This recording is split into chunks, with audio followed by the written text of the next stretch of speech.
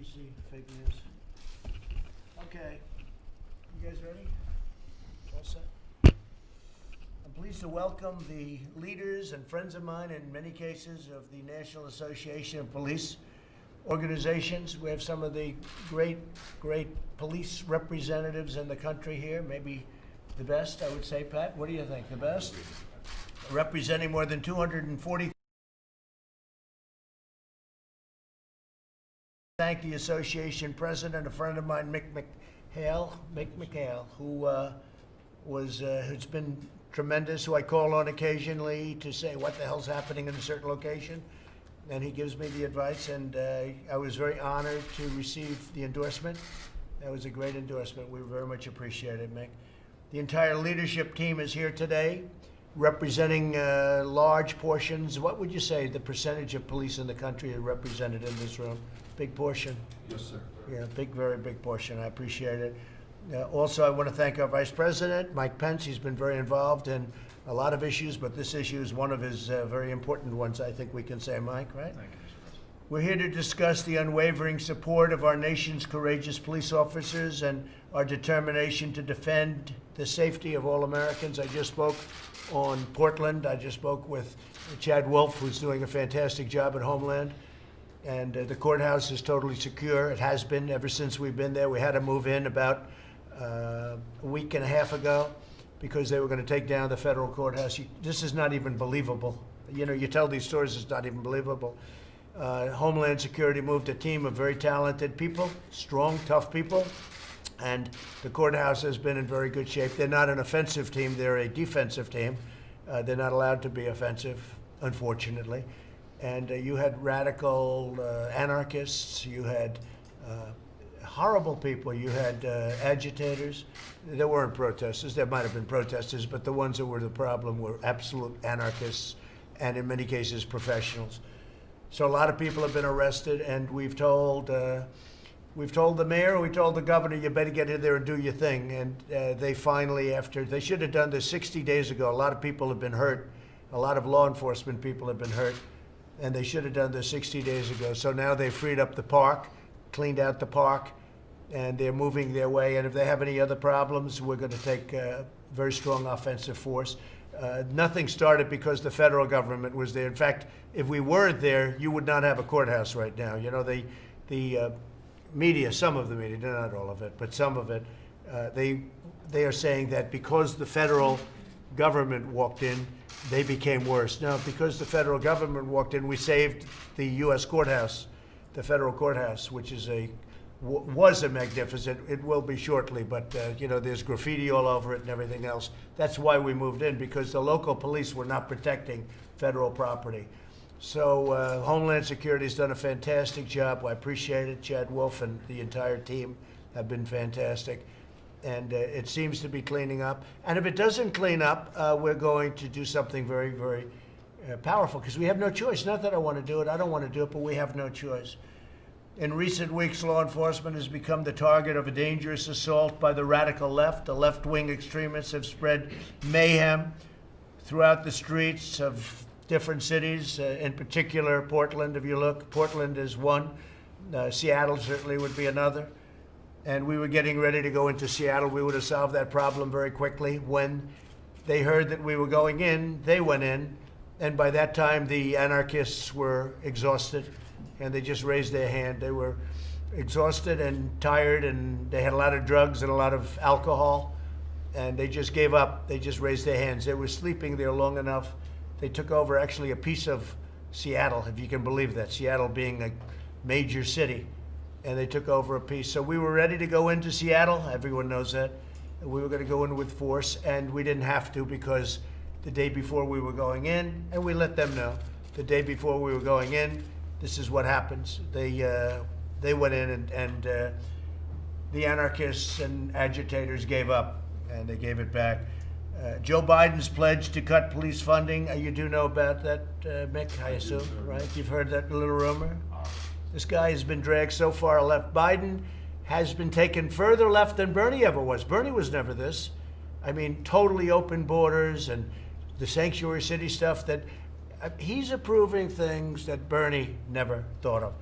It was supposed to be they were going to take him right. They took Biden way left of where Bernie was because they have the manifesto. I don't know. Have you seen the manifesto they've got?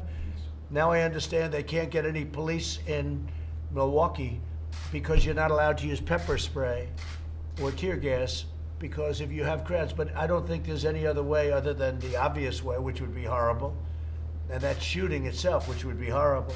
But I don't know how you can control a crowd if that crowd's anything like what you have at Portland. There's no way you could possibly do it without tear gas and pepper spray. Pat, would you say that's a correct statement? I agree. You have to control the streets. You have to do it fairly, but you have to do it.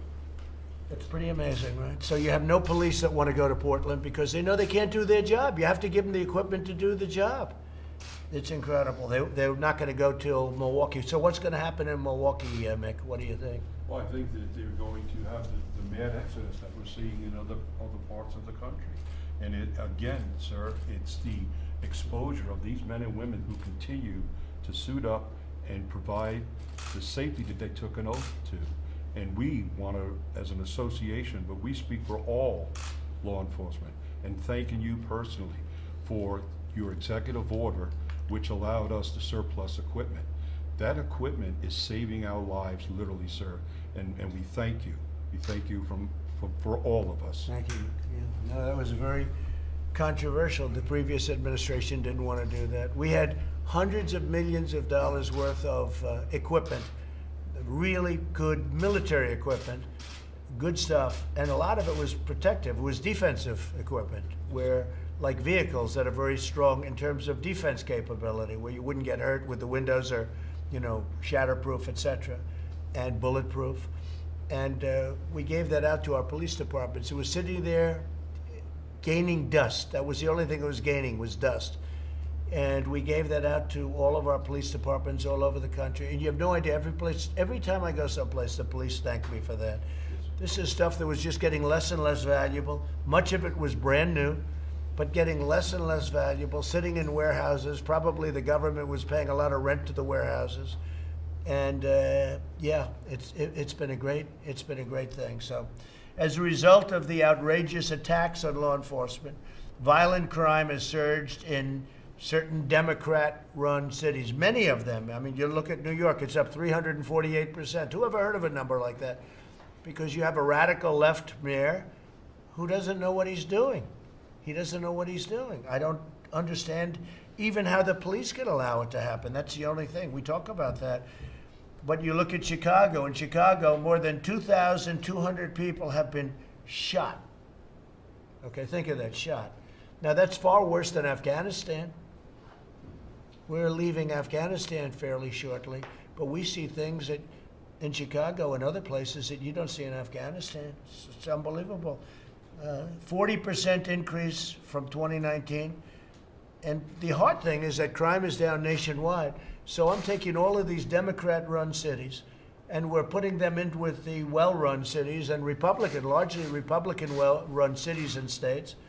And with all of this shooting that you see in Chicago and New York, and Minneapolis had a bad period, but we sent in the National Guard. The National Guard did a fantastic job, and they stopped it. That place would have burned down. Minneapolis would have burned down if I didn't force the National Guard into that. And you saw them form, right? It's a beautiful thing. All of a sudden, you see a line of people. They walk through it like a knife through butter. And that was the end of the problem in Minneapolis. So, we have to do that. But in New York City, nearly 300 people have been shot in the last month alone.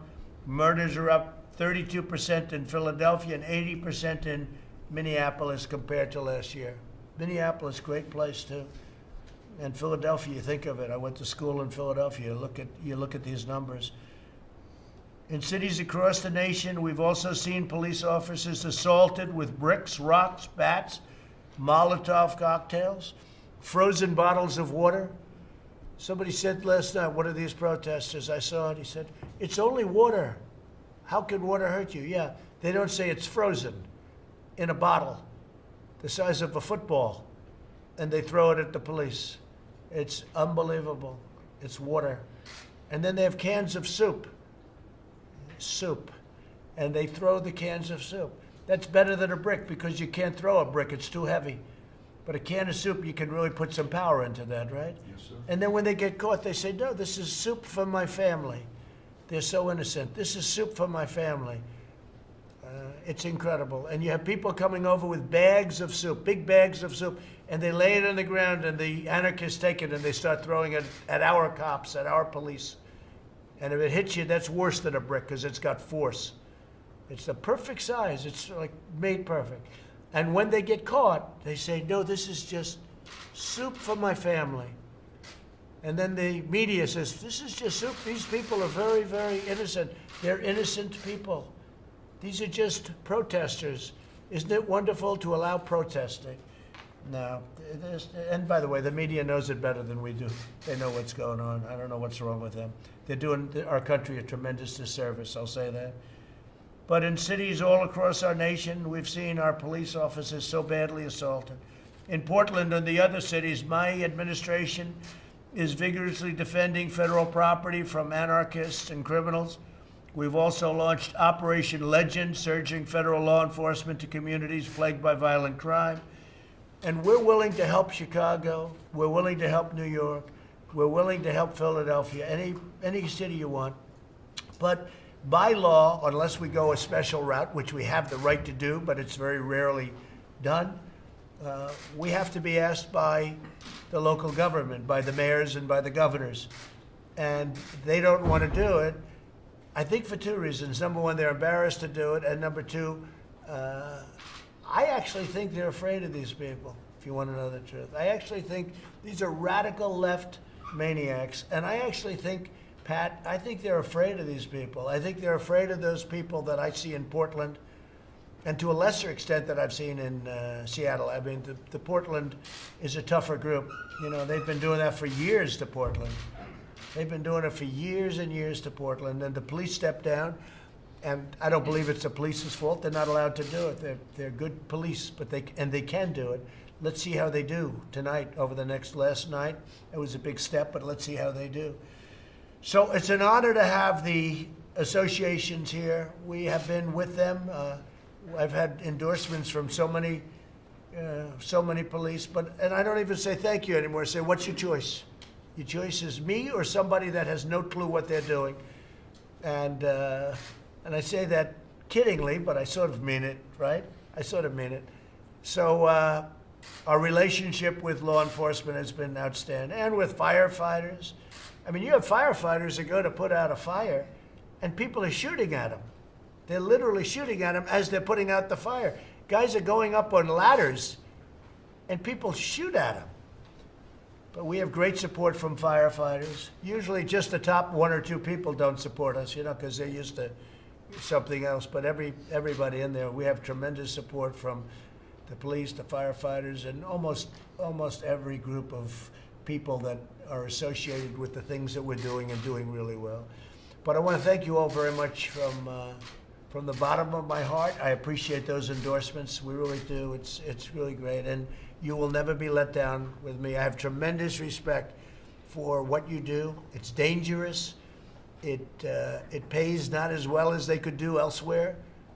Many of the people, but they're discouraged. Many of the people, they do it, they love it, right? They love it. They would, nothing they'd rather do. This is what they want to do. But it's a very dangerous profession. And we are going to toughen it up a lot because the mayors and the governors aren't allowing you to do your job. And you got to be allowed to do your job. When you see the things that we've seen in St. Louis, and by the way, you look at the last administration with Ferguson and all of the problems they've had. I mean, they had some problems that are doozies. You know, people said, oh, the last administration, they had this. That's what started a lot of this. If you look at some of the things that they had, I could name 10 of them right now. But we have to strengthen up because you're being told to do things that you know can't happen. In Seattle, they're reducing the force by massive numbers. In Portland, they're reducing their force. Can you imagine that? In Portland, they're reducing their force by massive numbers. But then the governor, like in Oregon, the governor said things that are just unbelievable. She doesn't want it to get better. The mayor of Seattle, the things that she said, we're going to have a summer of love. There's something going on that is crazy.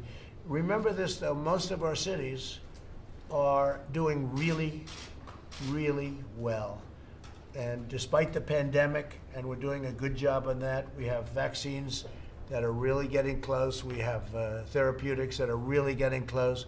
But despite all of that, these cities are doing very well, and law enforcement's at an all-time good.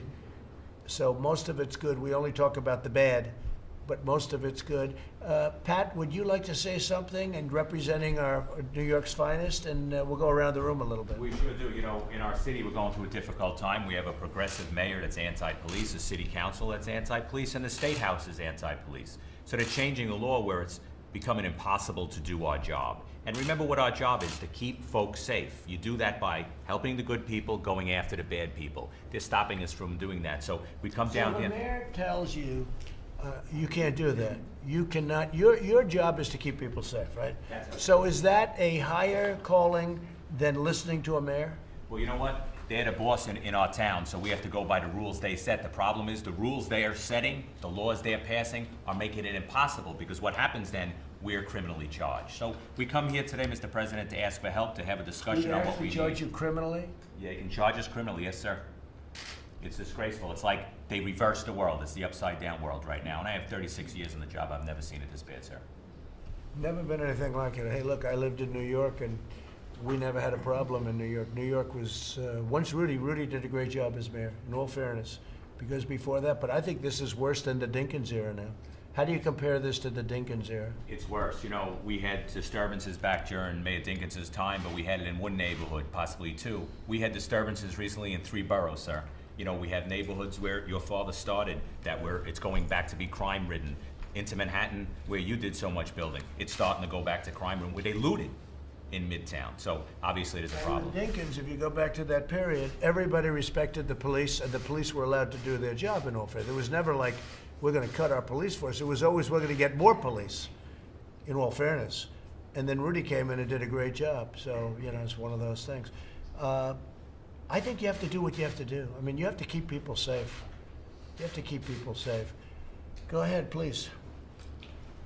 Mr. President, it just, you know, the level of attacks that are going at us, going after our qualified immunity, going after our due process rights, it's a complete assault on the people who are paid to protect the citizens. And if we can't do our job, in Massachusetts, they want to file bills that we will not be able to put our hands on somebody unless we're arresting them.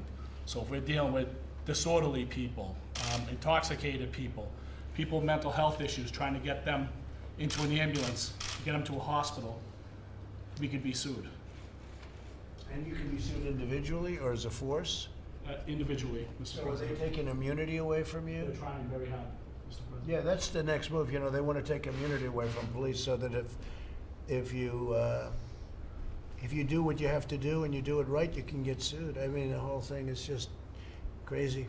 So you're having a hard time in Massachusetts? Yes, Mr. President. We're working very hard. The unions are sticking together, working very hard, and hopefully we can curb some of this. Is the governor trying to help? It hasn't gotten to his desk yet, Mr. President, but we're hoping that we've made some very solid arguments on all these issues where he can slow the process down. You guys have to stick together. You got to do what you're doing. I mean, you can't let it happen. You know exactly. For instance, when you have a problem in Massachusetts, are you allowed to use pepper spray? Yes, Mr. President. So you are.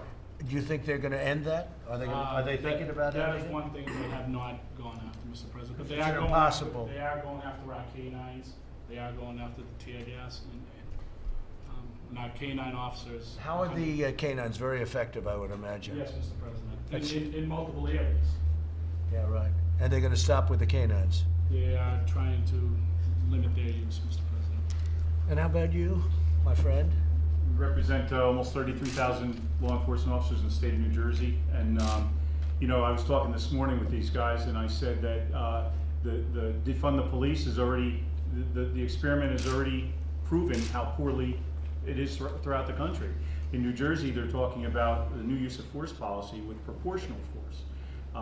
And my response is, if you want to see a fair fight, go to a wrestling match where 185, you know, fights 185. We want to end these resisting cases as quickly as possible. There's nothing pretty about somebody resisting arrest. And if you're going to use proportional force, it's going to, that's, So what does that mean? That means you can't put 2 on 1, you can't put 3 on 1. What does that all mean? You mean you have to give the criminal a chance? Is that what they're We saying? have to fight fair, I think, to place them under arrest. We have, That's one I've never even heard of. Have you heard of that one, John? That's one. but nationwide, you know, it's proportional. It's use of force continuum. You can always extend, you can always go up in one level. And in New Jersey, the discussion now is the proportional use of force, which to me is going to make us look worse on the street. You know what people don't understand is that the people, the voters, are with you guys 100%. I'll bet you if you looked, it would be really, I don't want to say a number because then they'll say, oh, he was wrong on the number. The number is, 2 points lower. It would be tremendously, it's a tremendous number. The people of our country love you guys. The people of our country want protection. They want safety. And what they're doing is they're just stripping, this radical left movement is stripping you of everything. And we're not going to let that happen. How about you? Well, I work for the National Association, so I work for all these gentlemen and all their issues. So you see it all, right? Yes, and I just want to say thank you for giving us a seat at the table. Okay, here's a question for you. So you work for all. What do you think is the worst? Where are they treated the worst? The police. Where are they treated the worst? And where is the biggest onus of problem? In other words, who here at this table, and this is just a small group of what we have, what area is treated the worst? Is it New York? Is it Massachusetts? You just said something. Although what I heard from New Jersey, I'm shocked because I know those great troopers on the highway. They pulled me over on occasion for speeding. No, for speeding. I haven't got one of them recently, but I'd get pulled over and I'd look at those guys. I'd say, that guy, I'm not going to mess with that guy. But who do you think is, what area is treated the worst, meaning they've taken their power away? Well, I don't think there's just one area. We hear from our membership across the country about various attempts to handcuff cops and their ability to do their job. I just think it depends on the area and what policies people are trying to push. I think cops across the country are having a very difficult time doing their job with very little public support. Obviously, the most of Americans. Well, you have really public support, but it's sort of that Right. silent majority that we Yes. talk. But it's not a silent majority; it's a massive majority.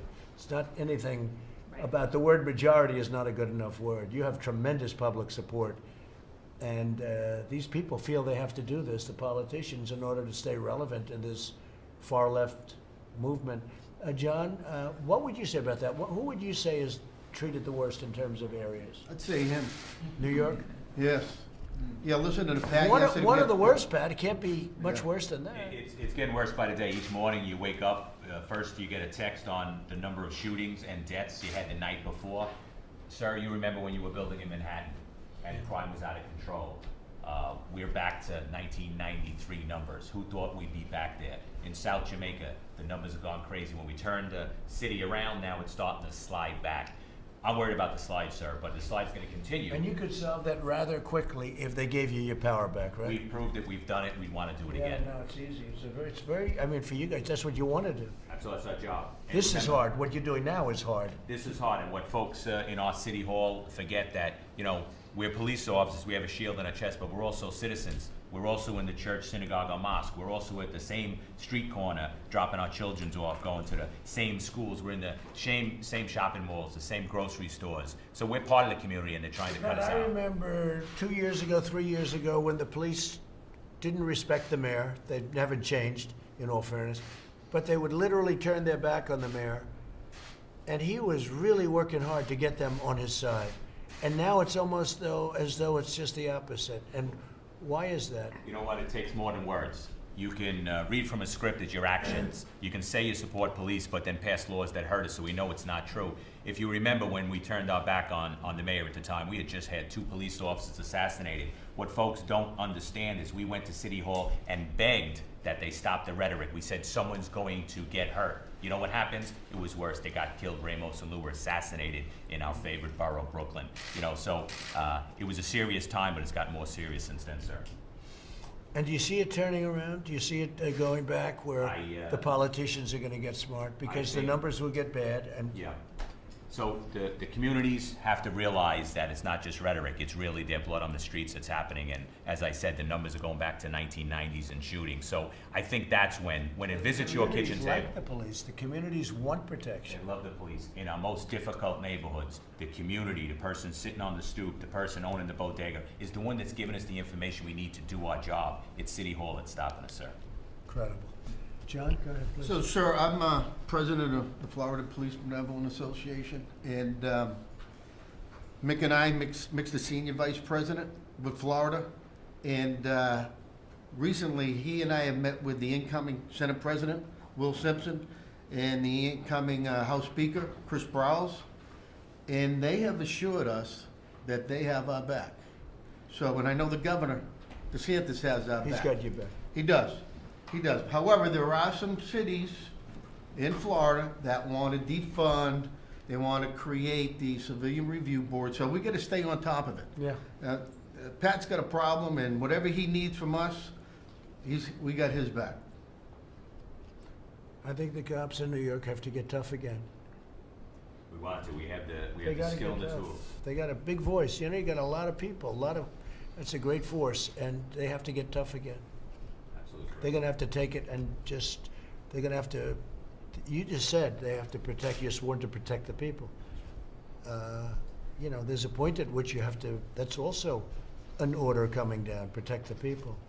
And I think Florida's gonna be in great shape with your governor and everything else, but you gotta always watch it, John. No, we do. We really do. And listen, we're out there working it, and like I said, we represent over 30,000, and we got a lot of retirees from New York and New Jersey.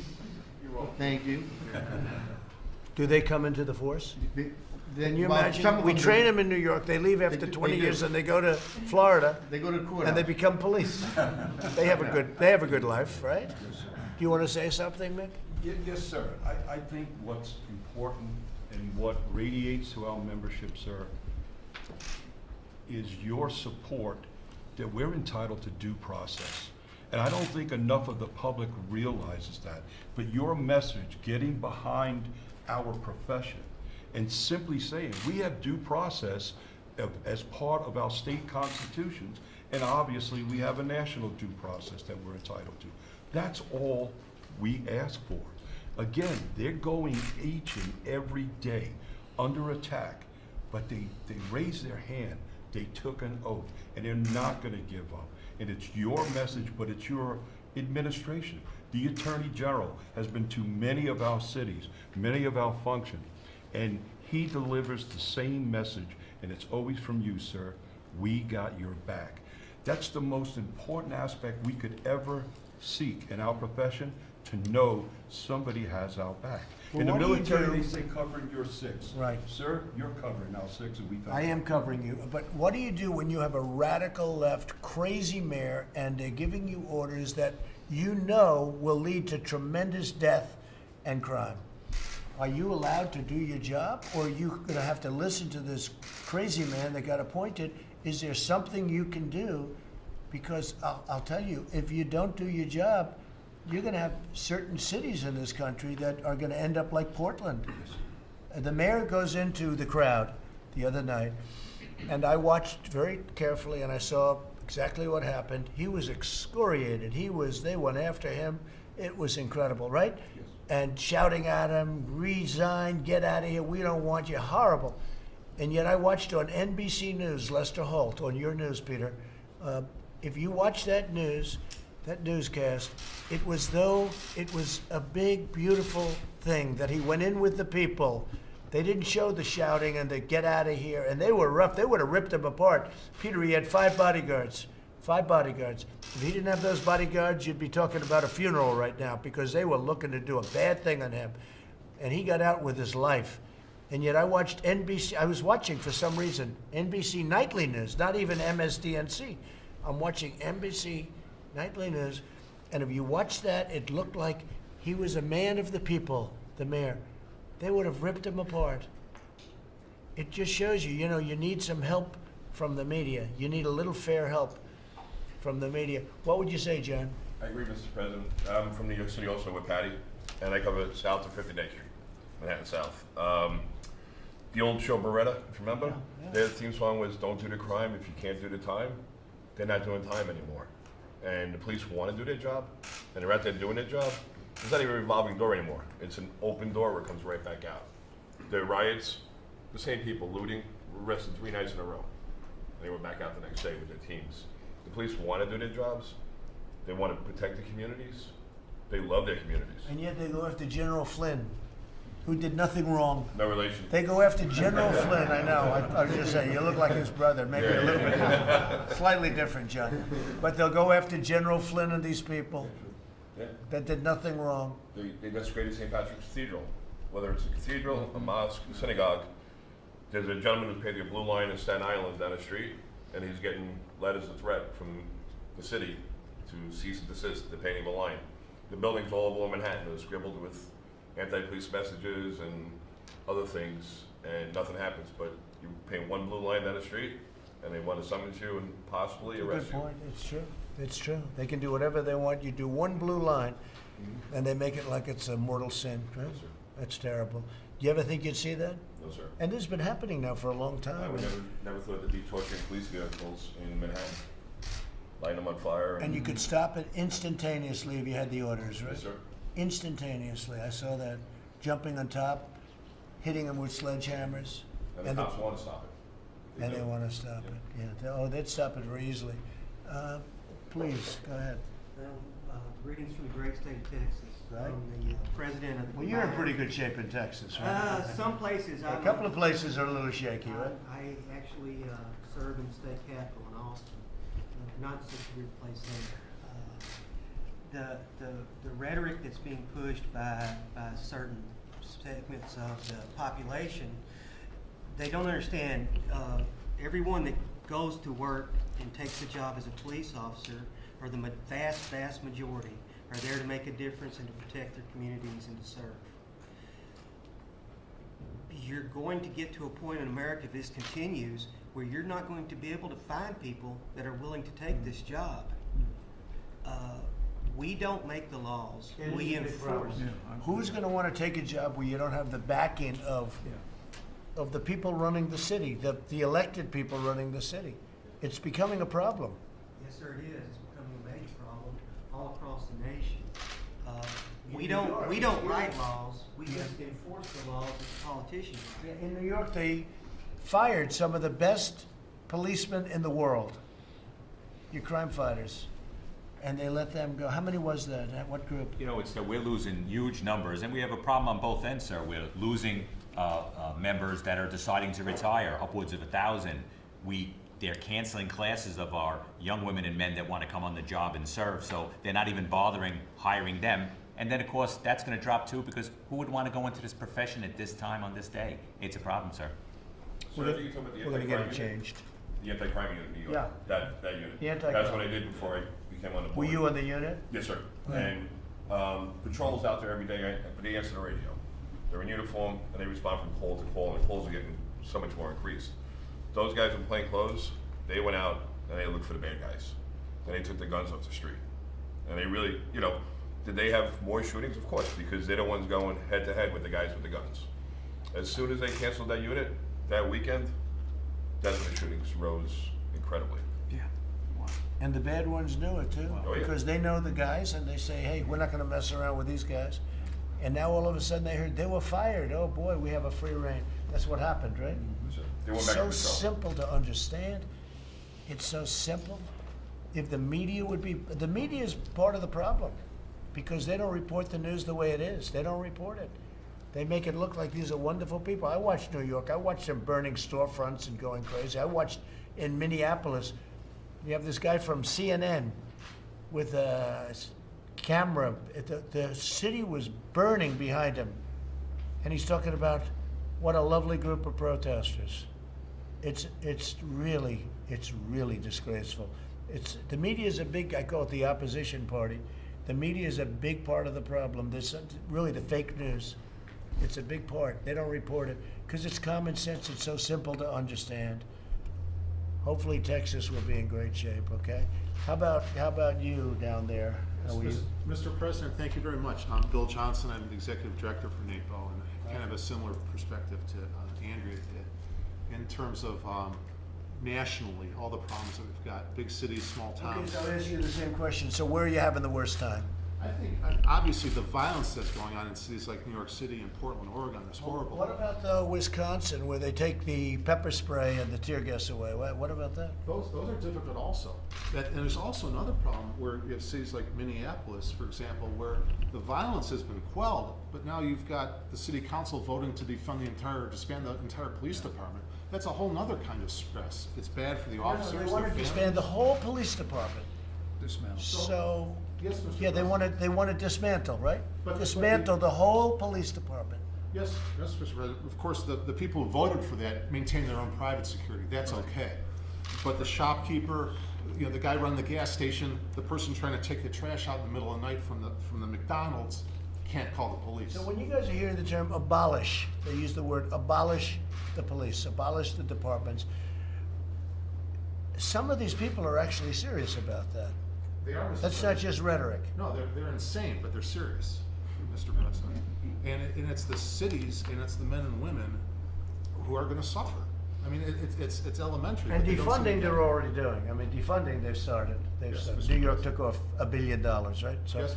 President. So defund and abolish, and that's their favorite of all phrases: defund and abolish. Yes, Mr. President. And then once they do that, who knows what their next step's going to be? Who's gone the furthest of the cities In to terms of- defund and abolish? I think Minneapolis, as far as I know, where they actually had, I understand it was a unanimous vote by their own council to It's completely just do a- away with it. And yet the leaders have armed police around their house, right? Yes. That's Mr. nice. President. Go ahead, please. Mr. President, thank you so much for taking this, Mr. President. My name is Mark Alvaro. I'm from New Jersey. I'm Pat's Executive Vice President. We're in trouble. Our governor turned her back on us about a year ago. Our Attorney General's turned her back on us. The legislature's pretty much is throwing crazy bills at us. We're in a fight for our lives and our members for our lives. Our guys and girls are really in trouble in New Jersey right now, and we really need your help. So surprised to hear about New Jersey. They Because really I know the turned their back troopers on so us. well, I know the whole group so well, I'm so Politicians surprised. turned their back on us overnight. And if we had a problem, I'd be the first one to say, we have a problem here and we have to straighten it out. We are 47th in shootings, and we're the densely populated state. So there's not a problem in New Jersey. And if there was, I'd be the first one at the table saying we have a problem. But they're coming out with some crazy legislation, and they're coming out. But those numbers will go up, those numbers will change with time, Absolutely. if they do what you're saying. No, I'm talking about police shootings. We are 47th lowest. Yeah, And no, we're that's what I densely- mean, yeah, that's what I mean. And another thing is they closed the mental institutions in New Jersey. They put all the homeless and the mental people on the streets, and we're supposed to deal with them. We're not trained psychologists and psychiatrists. When did they do that? So they have, they just, it's been years already. So now it's getting worse and worse, and every time you go to an emotionally disturbed house, we're not supposed to, when mommy's calling up screaming and yelling, my son just stabbed me, and we walk into the house with a butcher knife full of blood, and you shoot the person, we're not supposed to know that he had problems and has emotional problems. right. So we're supposed to deal with this in a matter of seconds, make that split decision. That's on TV it's great, but in reality, Mr. President, it's scary situations, and our guys go to jail for shooting somebody, or for protecting their own lives and their families' lives. That example is something that And, happens. Mr. President, I never understood what fake news was until you said it all the time, and I can't believe how bad fake news is, as you say all the time. Yeah, no, I've said it, and I've learned, I thought it was fake before I got here, but not as bad as it is. It's really it's a tragedy, what they're able to report or not report. What they don't report is, in many ways, even worse. Mike, please. Well, thank you, Mr. President. I'll be very brief. I first just want to say thank you to the nearly 250,000 men and women who put on the uniform of law enforcement that are part of this association. You have a president and a vice president administration who understand. Men and women who serve in law enforcement have no ordinary jobs. You put on a uniform, you kiss your family goodbye in the morning. And you count our lives more important than your own. So please let them know that all of the passion that they hear from the president and this administration, the support that you have among the American people, which I believe with the president, the overwhelming majority of the American people comes from a deep gratitude. Secondly, thank you for the endorsement of the National Association of Police Organizations for this president. I joined him on this journey 4 years ago. I saw the connection that he had with law enforcement from the very first day, and I know that police officers across the country have supported this president each and every day because they know that he understands the job that you do and supports your work. But I can tell you firsthand, serving alongside him every day, that when we see Joe Biden, the Democratic Party, driven by radical Democrats to call for defunding the police, abolishing the police, dismantling local officials, voting to dismantle local law enforcement agencies. We have leading politicians that have referred to police officers as stormtroopers and used the most pejorative terms. I want to say to you that it has only steeled this president and this administration's resolve to back the blue. And we are not going to defund the police. We're going to support law enforcement every day, as the president has said, through Operation Legend, through the COPS program, 4,000 police officers, through the president's executive action to give law enforcement agencies more tools to do better policing, even while we improve the quality of life for people all across our city. So I just want to be clear with you. Right next to him each and every day, I can tell you that everything you had heard from him 4 years ago when he was first running for president, his devotion to men and women in law enforcement has only been steeled by the rise of the radical left and the attacks on law enforcement, and we're going to be with you every step of the way. This president, this administration will always back the blue. And we're working on additional support because we're the opposite of defund. And you're talking about peanuts by comparison to what they do and the damage they do and the lives that they destroy. You're talking about a very small amount of money. So we're with you all the way, 1,000%. And I want to thank you all for being here. I really appreciate your support. We'll never let you down. I'm for you. I mean, just by nature, it's natural. It's common sense. And you know what? If I thought you were doing a bad job, I'd let you know. You know that, Mick. Yes, sir. You know that, Pat. I'd let you know. Yes. But you're not allowed to do your job. That's the problem. You're not allowed, and you're dying to do your job. You could have stopped that New York stuff the first night. In 10 minutes, you could have stopped it. And you would have saved a lot of lives and a lot of anger and a lot of hardship. And a lot of COVID, by the way. You would have stopped because I saw them marching on top of each other. You would have saved a lot, and you wanted to do it, and they wouldn't let you do it. I saw that. They wouldn't let you do it. They were going actually the opposite way. Turn your back, and then people start getting hurt. That had nothing to do with it. They were getting hurt. They just don't let you do your job. All right. Well, I want to thank Jennifer. Go ahead. Go ahead. On the negotiations with Congress, Yeah. I think the Democrats are hoping to hear directly from you on what you support. Would you be willing to I think the Democrats don't care about the people of our country. I really don't. I told my people, the Democrats do not care about the people of our country. They don't want to do what you should be doing for the people of our country, whether it's unemployment or anything else. And all they care about is the election. And they're going to lose the election. You see what's going on with the polls right now. I guess we just got one over 50%. Rasmussen just came out. You see what's going on. Because the people get it. The Democrats are playing for November 3rd, and we're playing for the good of the people. It is a disgrace that they're not negotiating. But they're only looking to play a political game. I happen to think it's a bad political game. I think it hurts them. I know Okay. that they look at you and what you say publicly different from what they hear from Venusian and Meadows. Are you willing to spell out exactly what you want right now? They know what I want. And what I want is I want our people to be able to live and live well, because it wasn't their fault that China brought in this pandemic, that China brought in this plague. It's China's fault. You want to know the truth? China should be paying for it. And maybe they will. Maybe they will. You'll watch. You'll watch. What else? Mr. President, if we can ask you specifically, we heard yesterday your frustrations about how long it'll take to count the ballots here.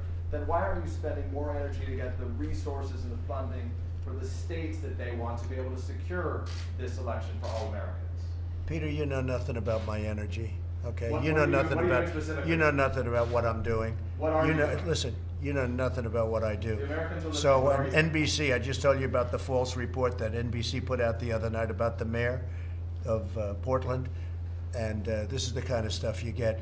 You'll see what happens, and it's common sense. Everyone knows mail-in ballots are a disaster. You just have to take a look at the last recent, take a look at New York City. Look at New York, they're still counting your ballots, Pat. Do you know that? They had a race, a small race by comparison tiny. It's so messed up, they have no idea there are ballots missing. Thousands and thousands of ballots are missing. They think they're gonna send hundreds of millions of ballots all over the United States and it's gonna come out. You won't know the election result for weeks, months, maybe years after. Maybe you'll never know the election result, and that's what I'm concerned with. It'll be fixed, it'll be rigged. People ought to get smart.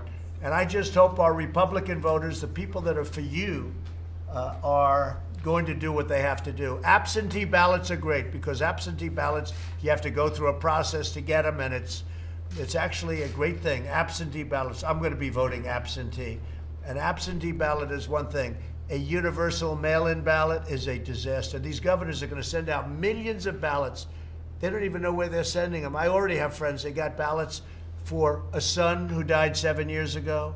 You don't even want to talk about it. But the media knows this. Actually, the Washington Post wrote a great article, of all groups. A week ago, the Washington Post wrote a great article that this is a disaster. This is going to be the greatest election disaster in history. And by the way, you guys like to talk about Russia and China and other places? They'll be able to forge ballots. They'll forge them. They'll do whatever they have to do.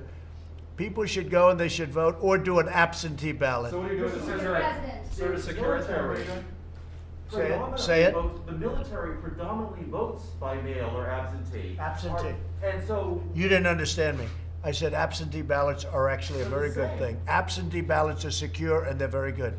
But universal mail-in are a disaster. You're going to see an election and we're going to do very well in the election. Nobody wants that date more than me. I wish we'd move it up, okay? Move it up.